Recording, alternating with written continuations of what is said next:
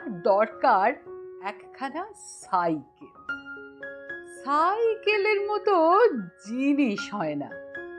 ঘোড়ার পিঠে সওয়ার হওয়ার মতো করে উঠে পড়লেই হলো। তারপর দুখানা সরু চাকার খেল। এই খেলটাও বড়ই আশ্চর্যের। পড়ে যাওয়ার কথা, কিন্তু পড়ে না। ঘটুর দুনিয়াখানা এসে এখন জড়ো হয়েছে সাইকেলে। আর সাইকেলের রকমারিও কম নয়। মদন বাবুর ছেলে কুঁড়োরাম কি জিনিসটাই কিনেছে! সবুজ রং, নিচু হ্যান্ডেল, যায় যেন পক্ষীরাজ। হরিপদর সাইকেলে একখানা বাহারি বাতি আছে, পেছনের চাকায় তার কল। কলখানা চাকার গায়ে ঠেসে দিলেই হলো। সাইকেল চালালেই টর্চ বাতির মতো আলো। অত বাহারের অবশ্য দরকার নেই ঘটুর। নন্তের মতো পেছনের চাকার রডে একখানা পিচবোর্ডের টুকরো বেঁধে নেবে, চালালে চাকার স্পোকে লেগে শব্দ হবে ফটফট ফটফট, ঠিক যেন মোটর সাইকেল যাচ্ছে। বউয়ের দরকার না থাক, সাইকেলের জন্য বিয়ে করতে রাজি আছে ঘটু। কিন্তু তাকে সাইকেল দেনেওয়ালা শ্বশুর কি তল্লাট ঢুঁড়লেও পাওয়া যাবে? হাড় হাভাতে ঘটুকে মেয়েই দিতে চাইবে না কেউ। সাইকেল তা বলে কি ঘটুর বউয়ের অভাব? তা নয়। হাড় হাভাতে মেয়ের বাপ মেলাই আছে। তারা মেয়ে পার করতে পারলে বেঁচে যায়। ঘটু চাইলে বিয়ের অভাব ঘটবে না, তা ঘটু সেটা চায় না। সে চায় সাইকেল। ব্রজ মাস্টার অবশ্য ভরসা দেয়, বলে সাইকেল দেনেওয়ালা শ্বশুর তোরও জুটবে। হাতের কাজটা আর একটু শিখে নে, তারপর দেখবি সাইকেল তো সাইকেল, সঙ্গে সেলাই মেশিন, এমনকি রেডিও অবধি পেয়ে যাবি রে। শুধু চাইলেই তো হবে না, চাওয়ার মতো পাত্রও তো তোকে হতে হবে। ব্রজ মাস্টার হচ্ছে এ অঞ্চলের নাম করা টিপকলের মিস্ত্রি। শ্যালো আর টিউবওয়েল বসানোর কাজে তার মতো এ তল্লাটে আর কেউ নেই। ব্রজ মাস্টার মরুভূমি থেকেও জল বের করতে পারে। মজুরিটি ন্যায্য, কাজে গাফিলতি নেই, কথার খেলাপ হয় না। ব্রজ মাস্টারের তাই সারা বছর দম ফেলার সময় থাকে না। শুধু নতুন কল করাই তো নয়, পুরনো কল খারাপ হলে মেরামতির কাজেও তাকেই চতুর্দিক থেকে ডাকাডাকি। ব্রজ মাস্টারের সাকরে ধাওয়াও চারটিখানি কথা নয়, পেছন পেছন ঘুরলেই হবে না। ব্রজ মাস্টার যাকে নেয় দেখে শুনেই নেয়। যারা বেশি খায় বা বেশি ঘুমোয় তারা প্রথমেই খারিজ। একেবারে কথা বুঝতে পারে না বা বেশি ফরফর করে তারা বাতিল। যারা কথা কইতে ভালোবাসে বা নেশা ভাঙ বেশি করে ফেলে তাদেরও সুবিধে নেই। ব্রজ মাস্টার নেয় শুধু কাজের লোক। ঘটু কাজের লোক কিনা তা সে নিজেও জানে না। কানাই মণ্ডল হলো ব্রজমিস্ত্রির ভগ্নিপত। ঘটু আজ বছর তিনেক ওই কানাইয়ের তাবেদারি করে যাচ্ছে। সব কাজেরই যে ফল ফলে তা নয়, তবে কানাই ঘটুর জন্য এটুকু করেছিল, ব্রজমিস্ত্রির সঙ্গে জুতে দিল তাকে। খোরাকিটা হয়ে যায়, 2-5 টাকা হাতে থেকেও যায়। আপাতত এটুকুই। তবে কাজ শিখে যদি হাত যশ হয় তাহলে হাত উপুর করলেই পর্বত। তা ঘটু লেগে আছে, ছিনে জোঁকের মতোই লেগে আছে। কারণ তার যাওয়ার জায়গা নেই। তাদের সমাজে মা মরলেই বাপ তালুই, অর্থাৎ তখন বাপে আর তালুই মশাইতে তফাৎ থাকে না। তার বাপ আবার বিয়েতেও বসেছে, সুতরাং ওদিকের পাট ঘটুর চুকে বুকে গেছে বলে ধরাই ভালো। তা পেছনের দিকটা ঝাঁপ পড়ে গেছে বটে, কিন্তু সামনের দিকটা খোলা। ব্রজ মাস্টারের হাতের কাজটি নিজের হাতে তুলে নিতে পারলেই হলো। তা তুলছেও ভালোই। গোরাচাঁদের পাম্প মেশিনে জল উঠছিল না। ব্রজ মাস্টার তখন অন্য কাজে ব্যস্ত। বলল, যা দেখিনি ব্যাপারটা দেখে এসে আমায় বল, ডিফেক্টটা যদি ধরতে পারিস তবে বুঝবো কাজ শিখেছিস। তা গিয়ে দেখে শুনে এসে ঘটু বলল, কেসিং পাইপে ফুটো হয়ে হাওয়া ঢুকে যাচ্ছে, নতুন করে পাইপ বসাতে হবে বলে মনে হচ্ছে। ব্রজ মাস্টারও গিয়ে দেখল, তাই বলল, ঠিক ধরেছিস তো। গাঁয়ে-গঞ্জে গেলে গ্রাহকের বাড়িতেই থাকা খাওয়া, খাবার দাবারও বেশিরভাগ সময়ই সুবিধের নয়। মোটা ভাত ডাল একটা ঘ্যাঁট হলেই যথেষ্ট। তবে হ্যাঁ, উঁচু নজরের লোকও কি নেই? মাঝে মাঝে তারাও আছে বলেই ঝপ করে পাতে একটা মাছের টুকরো বা একখানা আস্ত ডিম নেমে আসে। তবে সব মিলিয়ে ফুর্তিতেই আছে ঘটু। এক জায়গায় বাঁধা জীবন নয়। এ গাঁ ও গঞ্জ ঘুরে বেশ কাটে সময়। কাঠের বাঁশ পুলি রেঞ্চ বয়ে বয়ে বেড়ানো। সাইকেলের বাইটা তার চাপলো পীরপুরে গিয়ে। পীরপুর বড় জায়গা, মস্ত পীরের দরগা আছে। হরেরাম মুস্তফির বাড়িতে কাজ হচ্ছিল। বিকেলের দিকটায় একটু ফুরসত পেয়ে মুস্তফির বাড়ির বাইরের মাঠের ধারে দাঁড়িয়ে ঘটু দেখছিল মুস্তফির 13-14 বছরের ছোট ছেলেটা সাইকেল চালাচ্ছে। হঠাৎ সেই ছেলেটা তাকে বলল, চালাবে? চালাও। ছেলেটা দেখতে যেমন ফুটফুটে সুন্দর তেমনই বড্ডই ভালো। এরকম ধারা আজকাল কি আর কেউ কাউকে বলে? ঘটু খুব খুশি, কিন্তু সমস্যাটা হলো সে জন্মে সাইকেল চালায়নি।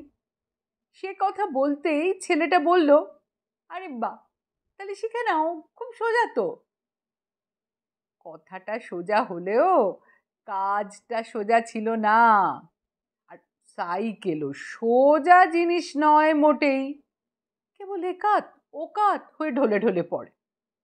ঘন্টাটাক অনেক কসরত করলো ঘটু, 12 আছাড় খেলো, শিখতে পারলো না বটে, কিন্তু সাইকেল সেই যে তার মাথায় ঢুকলো আর বেরোতে চায় না।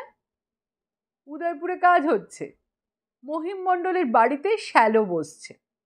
পাইপ টেনে ক্ষেত বরাবর নিতে হবে, অনেক টাকার কাজ। সন্ধ্যের পর কাজের ছুটি হলো। মহিম মণ্ডল বড় গেরস্ত। সাঁঝ বেলায় ধামা ভর্তি মুড়ি আর কয়েক চাকা গুড় পাঠিয়ে দিলে ঝিয়ের হাতে।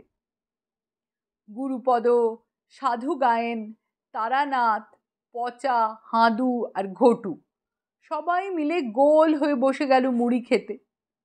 গুড়টার স্বাদ বড় ভালো। গুরুপদ বড় মিস্ত্রি, নিজের কারবার খোলার তালে আছে। মুড়ি খেতে খেতে বলল, আর 1000-2 টাকা পেলেই আমার হয়ে যায়। কি হয়ে যায় সবাই জানে। গুরুপদর বাড়ি জমি সব মহাজনের কাছে বাঁধা আছে। খেটে পিটে রোজগার করে কর্জটা মেরে এনেছে প্রায়। বাড়ি জমি ছাড়াতে পারলেই গুরুপদ নিজে ব্যবসা করবে। কাজও জানে ভালোই। ঘটু বলল, দাদা তা 2000 হতে আর কতদিন লাগবে মনে হয়? মেরে কেটে 2 মাস, বুঝলি। ও বাবা, তারপর তো তুমি রাজা গো। গুরুপদ উদাস সুরে বলল, রাজা গজা আবার কি রে, বাপ পিতে মোর ভিটে সেইটুকু রক্ষা করতে পারলেই যথেষ্ট। আমি কুলাঙ্গার বলেই না বাঁধা রেখেছিলাম। তা ওই ভিটেটুকু আর এই 3 বিঘে চাষ ছাড়া আর কি আছে যে রাজা হব? তবে হ্যাঁ, এইটুকু হাতে এলে একটা মনের জোর হয়, তখন লড়া যায়। দাদা, তুমি পাম্প মিস্ত্রির কাজই করবে তো? হ্যাঁ, তাছাড়া আবার কি, একটু টাকা পয়সা হলে একখানা মুদির দোকান দেওয়ার ইচ্ছা আছে, বউ সেটা চালাবে। আমাদের গায়ে মুদির দোকান তো তেমন নেই রে। হরিসাউয়ের একখানা দোকান আছে বটে, কিন্তু লোকটা ওরা ক্যাচালে, কেউ ওকে তেমন পছন্দ করে না। সাধু গায়েন মুড়ি চিবোতে চিবোতে বলে, তাও তোমার একখানা বাড়ি আছে, আমার তো তাও নেই। যাও বা ছিল তা সব বেচে বুচে দিয়ে সেবারে মায়ের চিকিৎসা করলাম, মাও বাঁচলো না। ঘটু বলল, ও কি গো দাদা, তাহলে তোমার পরিবার থাকে কোথায়? অনেক বৃত্তান্ত। নবদাস নামে এক গেরস্ত বাড়িতে আমার বউ কাজের লোক, তারপর সেই বাড়িতেই গোয়াল ঘরের পাশে একখানা লকড়ির চালায় থাকে, জায়গা মোটে নেই। সেখানে মানে আমার থাকা বারণ, দিনমানে গিয়ে দেখা করা যায়, সন্ধ্যের পর আর ঢুকতে দেয় না। বর্ষাকালে ঘরে এক হাঁটু জল হয় জানিস, তার মধ্যেই বউ এর দুটো বাচ্চা নিয়ে থাকে কোনো ক্রমে। তারানাথ খুব হাসছিল, বলল, আরে ওই জন্যেই তো বিয়েটা করিনি। যার বোনের বিয়ে দিতে গিয়ে সব ফসকা হয়ে গেল, দাঁতে কুটো চেপে পেয়েই পড়ে আছি মাস্টারের সঙ্গে। মাস্টার যদি কোনোদিন পেছুতে লাথি মেরে তাড়ায় তাহলে আমার হয়ে গেল। গুরুপদ বলল, আহা, একা বোকা মানুষের আর চিন্তা কিসের, নিজের একখানা পেট ও ঠিক চলে যাবে, তুই কাজও শিখছিস তো। আরে গুরুপদদা, এ কাজের ভরসা কি বলতো? লাইনে মিস্ত্রি কিছু কম আছে? আরে একা বোকাটাই কি চিরটাকাল থাকার ইচ্ছে ছিল? ওরে, কলের মিস্ত্রির ভাত মারে কে রে? লেগে থাকলে কখনো না খেয়ে মরবি না। পচা আর হাঁদুর বয়স কম, তাদের বিয়ে টিয়ে হয়নি, তবে সংসারের খাঁই আছে। তারা ইদিকে কান না দিয়ে মুড়ি খেতে খেতে হিন্দি সিনেমার গল্প করছিল। পরশু রাত্রিরেই একখানা মেরে এসেছে ভিডিও হলে। পচা মুড়ি খেতে খেতেই সেই ছবির একখানা হিট গানের কলি গলায় খেলানোর চেষ্টা করছিল। ঘটুর বয়স পচা বা হাঁদুর মতো মোটেই নয়, তাদের বয়স অনেক কম। ঘটুর এখন 22 চলছে। সেও একা বোকা লোক, তারও থাকার জায়গা নেই, কিন্তু সেসব নিয়ে তার মাথা গরম হয় না। চোখ বুঝলেই সে একখানা সাইকেল চোখের সামনে ভাসতে দেখে। মানুষ মেলা যন্ত্র আবিষ্কার করেছে বটে, কিন্তু সাইকেল হলো একেবারে গন্ধমাদন, নির্ঝঞ্ঝাট জিনিস, পাই পাই করে উধাও হয়ে যাও, আবার সময় মতো ধীরে সুস্থে ফিরে এসো। তা গুরুপদ যদি মাস্টারকে ছেড়ে নিজের ব্যবসা খোলে, তাহলে একটা জায়গা খালি হবে, সেই জায়গায় উঠবে সাধু গায়েন, সাধু গায়েনের জায়গায় এক ধাপ উঠবে তারানাথ। তখন ঘটুর চাকরি পাকা হবেই, আর চাকরি পাকা হলেই মজুরি বাড়বে। মজুরি বাবদে ব্রজ মাস্টারের কিছু গন্ডগোল আছে। ব্রজ মাস্টার একটা মোটা হিসেবে খদ্দেরের কাছ থেকে টাকা নেয়, কর্মচারীদের দেয় নিজের হিসেব মতো। গুরুপদ বা সাধু গায়েন যা পায়, তারানাথ তা পায় না। তা সে হতেই পারে, পুরনো লোক বলে কথা, কিন্তু সেই হিসেবে পচা বা হাঁদুর চেয়ে বেশি পাওয়ার কথা ঘটুর, কেননা সে ওদের দুজনের চেয়ে মাস 6 পুরনো। কিন্তু কে সে কথা বলতে যাবে? তবে মাস্টার খুব একটা মন্দ লোক নয়, কর্মচারীদের সঙ্গে খারাপ ব্যবহার করে না, ধর্মভীরুও আছে, আর খুব কাজ পাগল লোক। গাঁ দেশে সন্ধ্যের পর আর কিচ্ছুটি করবার থাকে না। মুড়ি খেয়ে গুরুপদ বারান্দার এক কোণে মাদুর বিছিয়ে শুয়ে পড়ল। সাধু গায়েন আর তারানাথ বসে বসে নানা সুখ দুঃখের কথা ফেঁদে বসল। পচা আর হাঁদু বেরিয়ে পড়ল ফের ভিডিও দেখবে বলে। উদয়পুর থেকে মাইলটা কুজিয়ে গেলেই মেহেরগঞ্জে আজ হাট, ভিডিও সেখানে আছেই। পচা একবার আলগোছে জিজ্ঞেস করলো, যাবে নাকি ঘটুদা? ঘটুর ইচ্ছে হলো না। ঝাড়পিট আর আশনাই আর নাচা গানা ও সবসময় ভালো লাগে না, বরং চোখ বুজে একখানা স্বপ্নের সাইকেলে সওয়ার হলে অনেক ভালো। সাইকেলখানা দিব্যি দেখতে পাচ্ছিল ঘটু। শ্যাওলার মতো সবজে রং, ঝকঝকে ক্যারিয়ার, গোল ডিবের মতো বেল, একটু নিচু হ্যান্ডেল, সাঁই সাঁই করে যাচ্ছে পাকা রাস্তা ধরে। সিটের ওপর ঘটু। ব্রজমাস্টার আর মহিম মণ্ডল কথা কইতে কইতে ভেতর বাড়ি থেকে বেরিয়ে এলো। ব্রজমাস্টার কথা বলছিল, এত তাড়াতাড়ি কি এসব কাজ হয় মহিমবাবু? সবে তো বাঁশ টাঁশ লাগানো হলো, এরপর বড় পাইপ ঢুকবে, তারপর জলের পাইপ। চারটিখানি কথা তো নয়। আজ শনিবার, সামনে শনিবারের আগে হচ্ছে না, মানে যদি তাও হয়।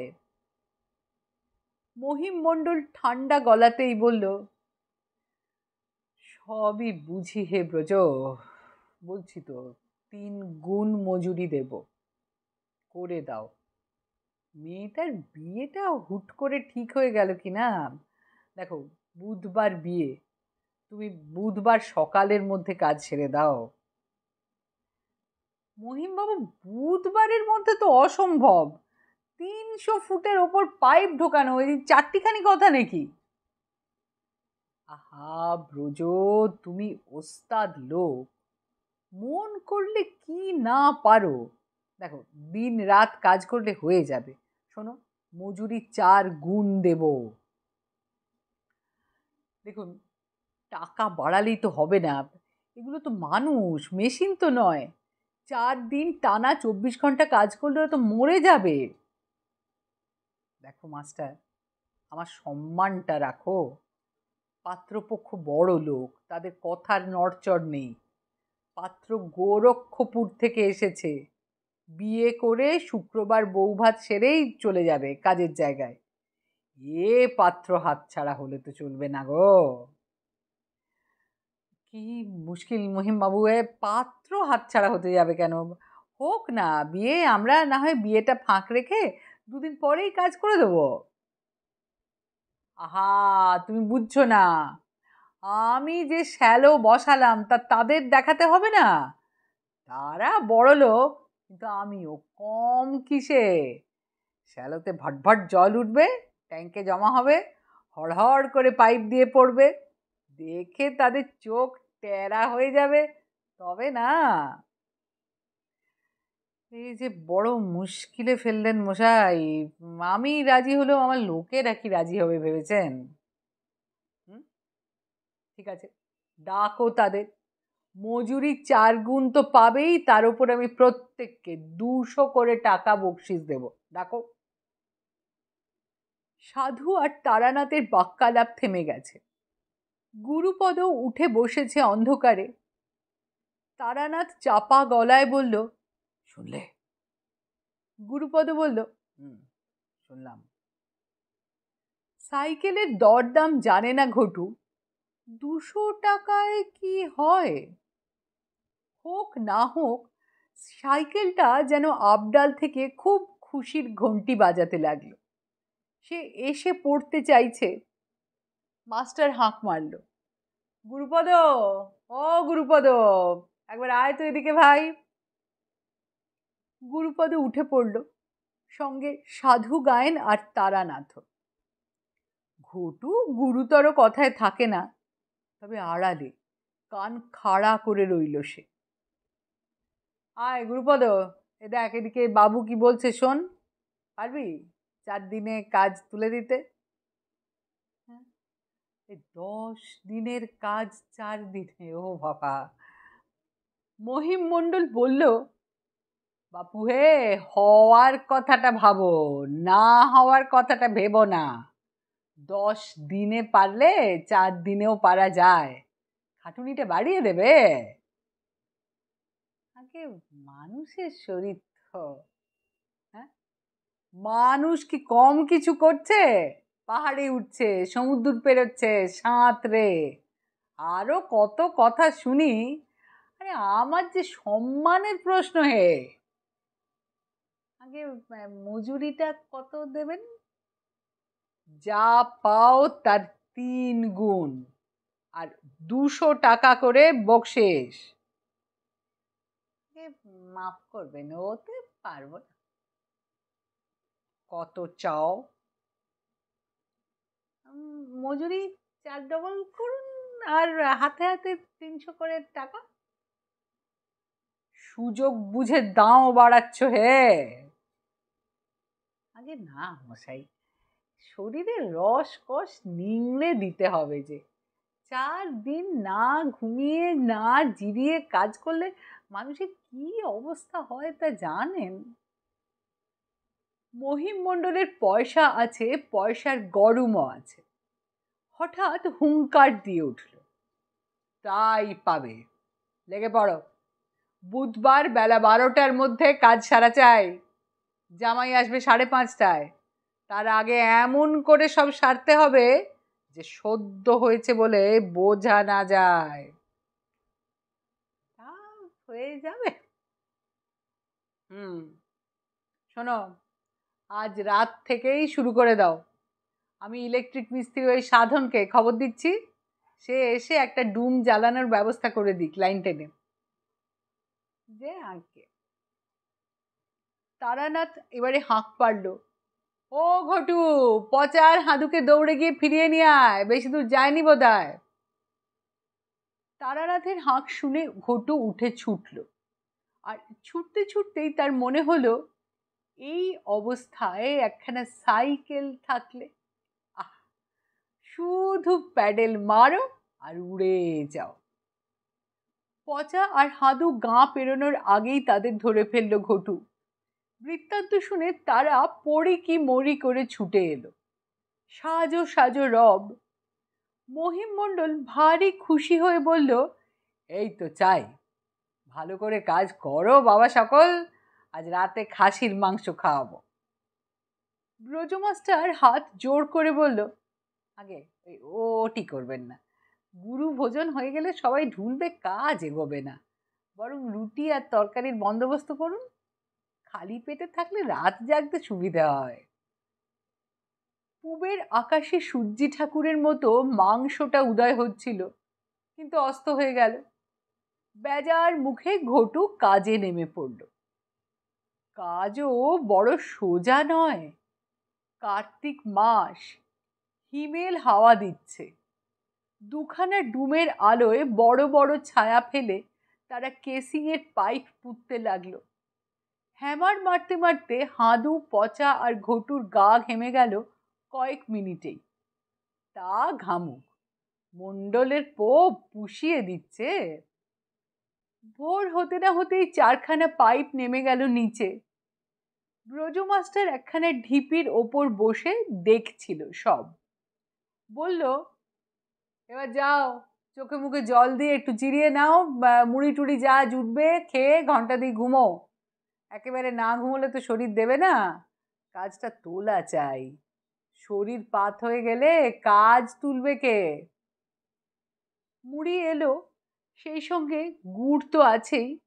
মণ্ডলের পো একধমা বেগুনিও পাঠিয়েছে গরমা গরম। কিন্তু ব্রজ মাস্টার বেগুনির ধামা সরিয়ে নিল, বলল, খাটুনির পরে সব ভাজাভুজি পেটে গেলে আর দেখতে হবে না, এই যে চলবে না এখন।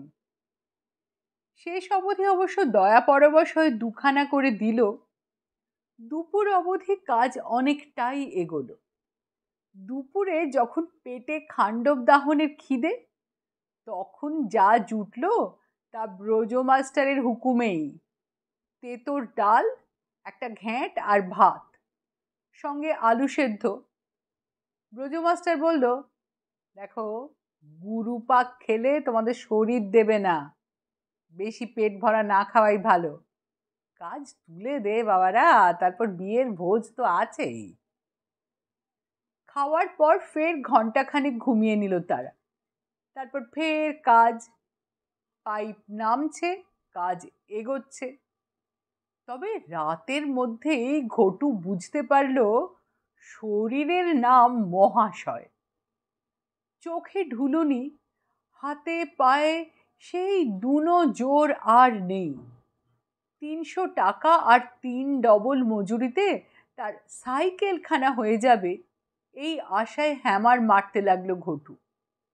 গুরুপদ খাটছে ২০০০ টাকার খানিক উসুল করবে বলে। সাধু গায়েন বউকে উঞ্চবৃত্তি থেকে রেহাই দেবে। তারানাথ বিয়েতে বসবে। পচা আর হাঁদু টাকাটা ওড়াবে ইচ্ছে মতো, কিছু বাড়িতেও দেবে থবে। নানান ধান্দায় মহিম মণ্ডলের শ্যালো নামছে মাটিতে, গভীরে। সোমবার উদয়পুরের হাট। মহিম মণ্ডলের বাড়ির পাশের মাঠ থেকেই হাটের শুরু। রবিবার বিকেল থেকেই ব্যাপারীরা এসে হাজির হচ্ছিল পিলপিল করে। সোমবার সকালে হাঁকে ডাকে জমজমাট। খাওয়াটা তেমন জুতের হচ্ছে না, বুঝলে? আরে খাটলে পিটলে একটু পোষটাইও তো চাই। এই বলে পচা আর হাঁদু যখন ব্রজমাস্টার সকালে মাঠ পানে গেছে, তখন ওই হাটে গিয়ে ভর পেট ঘুগনি মেরে এলো। মহিম মণ্ডলের 4টে মোষ আর 12টা গরু। পিছনের উঠোনে সকালে বিকেলে যখন দোয়ানো হয়, তখন মোচ্ছব লেগে যায়। পচা আর হাঁদু এক ফাঁকে গিয়ে এক এক ঘটি করে মোষের দুধ কাঁচাই গিলে এলো। রাখাল লোকটা দিল, কারণ বাবুর গুরুতর কাজ হচ্ছে, এই মিস্ত্রিরা জান কয়লা করে খাটছে, না দেবেই বা কেন? কিন্তু বিকেলের মধ্যেই দুজনের পেট নামলো সাংঘাতিক। কাজ করবে কি, হাতের জলই শুকোয় না। তার উপর তারানাথের এলো কম্প দিয়ে জ্বর। এই যে তীরে এসে তোরই ডুবতে বসলো দেখছি, বলে মুখ বেজার করলো ব্রজমাস্টার। মহিম মণ্ডল বলল, দেখো বাবু, ওই গতরে খাটার লোক আমি দিতে পারবো, তবে তারা তোমার এই কাজের ব্যাপারে কিন্তু আনাড়ি।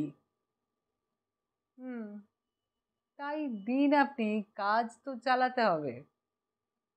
দুটো মুনিশ আর ঘটু মিলে ফের লেগে পড়ল। সোমবার মাঝরাতে কেসিংয়ের পাইপ ৩০০ ফুট নামলো বটে, কিন্তু ঘটুর তখন হাতে পায়ে সাড়া নেই। মাঝখানের পাইপ নামানো সাবধানের কাজ। রেঞ্চ দিয়ে ঠিক মতো আটকে না রাখলে একখানা পাইপও যদি পিছলে ভেতরে পড়ে যায় তো চিত্তে সব পরিশ্রমই বৃথা যাবে। এ কাজ আনাড়ি দিয়ে হবার নয়। জ্বর গায়েই তারানাথ এসে হাত লাগালো। পচা আর হাঁদুও লেগে পড়ল ফের। হাঁদু চুপি চুপি ঘটুকে বলল, জানো, আমার ঠাকুরদা রক্ত আমাশায় মারা গেছিল, আমারও না সেটাই হয়েছে, তলপেটে খুব যন্ত্রণা। 7-8 ঘন্টা খাটার পর 2 ঘন্টা করে ঘুমোচ্ছে তারা, কিন্তু তাতে শরীরের আবিল্লি যাচ্ছে না। পাইপ নামানোর সময় রেঞ্চ ধরা হাত দুখানা থর থর করে কাঁপছিল ঘটুর। দাঁতে দাঁত চেপে ধরে রইল। চোখ বুঝলেই সাইকেল। সাইকেলখানা দেখতে পেলেই বুকখানা যেন ভরে যায়। নিচু হ্যান্ডেল, শ্যাওলা সবজে রং, ঝকঝকে কেরিয়ার। হড়াক করে একটা শব্দ হওয়ায় চটকা ভাঙলো ঘটু। সবাই চেঁচাচ্ছে, গেল গেল। রেঞ্চ তার ঘুমন্ত হাত থেকে আলগা মেরে পাইপ সরসর করে নেমে যাচ্ছিল। ঘটু প্রাণ হাতে নিয়ে 2 হাতে সাপটে ধরল পাইপ। কাদা জলে পিছল হাত আর 4খানা জোরের ভারী পাইপ ধরে রাখতে হাতির জোর চাই। তবু ধরে রইল ঘটু। অন্য সবাই হাত না লাগালে সর্বনাশ হয়ে যেত। না, ব্রজ মাস্টার তাকে বকল না, বলল, ওর দোষ কি, শরীর বলে কথা। ও ঘটু, যা বরং জর্দা দিয়ে একটা পান খেয়ে আয়, তোর ঘুমের চটকটা যাবে। পান আর খেতে হলো না। দুখানা হাতের তেলোর দিকে চেয়ে ঘটু জল ভরা চোখে দেখল হাত দুখানা ছড়ে কেটে একসা। ভারী পাইপ ধরে রাখতে গিয়ে কেসিংয়ের কানায় চেপে গর্ত হয়ে গিয়ে কেটেছে পাঞ্জার তলার দিকটা। কলের মতো রক্ত পড়ছে। সাধু গায়েন রেঞ্জটা নিজের হাতে নিয়ে বলল, যা যা যা, ঘাস থেঁতো করে লাগা এখানে। তাই লাগালো ঘটু। বাবু ভাইদের হাত হলে ভোগাতো, মিস্ত্রির হাত বলে তেমন গা না করলেও চলে। তবে বসে থাকতে ভয় হচ্ছে ঘটু। মহিম মণ্ডল যদি কথা তোলে যে আমার মুনিশ খাটছে, তোমার লোক বসে আছে, আমি মজুরি কাটবো, মুনিশ দুটোকেও তো দিতে হবে, তারা তো আর মাগনা খাটছে না। এই কথাটা তারানাথের কানে দিল ঘটু। তারানাথ বলল, না রে, মহিম দিলদরিয়া লোক, কাটবে না কাটবে না। মঙ্গলবার রাতে যখন পাইপ নেমে গেল আর মুখ সিল করা হলো, তখন ঘটুর হাতে বড় বড় ফোসকা। লেবু কাঁটা দিয়ে ফোসকা গেলে মরা চামড়া সরিয়ে দিল সে নিজেই। তারপর বিষহরি তেল লাগালো। গরিবের হাত এতেই সারে, না সারলে কি চলে? সারা রাত জল ঢালা হলো পাইপে। প্রথমে গোবর গোলা, তারপর সাদা জল। পাম্প চালিয়ে জল বার করা হতে লাগলো। সবাই টান টান। জলের প্রেসার যেমন ঠিক মতো মোটা নলে ওঠে কি না ওঠে। বুধবার ভোরবেলা ভোগবতী মহিমণ্ডলের পাইপ বেয়ে উঠে এলেন। ফুরফুরে জল, পরিষ্কার ঝকঝকে। বিয়েবাড়ির তুমুল হৈরৈয়ের মধ্যেও মহিম ছুটে এসে পিঠ চাপড়ে দিল ব্রজ মাস্টারের। কাজ দেখালে বটে বাপু, তাজ্জব। জল ট্যাঙ্কে উঠে যাচ্ছে ডিজেল পাম্পে। বিয়ে বাড়ি একেবারে ভাসাভাসি। কাজ শেষ করে তারা বাইরের দিককার ঘরের বারান্দায় বসে আছে পাশাপাশি। সামনের ফাঁকা মাঠে রাতারাতি মস্ত ম্যারাপ বাঁধা হয়ে গেছে। এই ম্যারাপের নিচেই সাঁঝবেলায় বিয়ের আসর বসবে। মণ্ডলের পো জামাইকে ঢেলে দিচ্ছে, স্কুটার, টিভি, আরও কি কি সব যেন। জামাইও জম্পেশ, মস্ত চাকরি। কাজের মেয়েটা বলে গেছে আজ মুড়ির সঙ্গে গরম বোঁদে দেওয়া হবে, আর 2খানা করে সন্দেশ, আর বেগুনিও। কিন্তু কারোই তেমন গা নেই।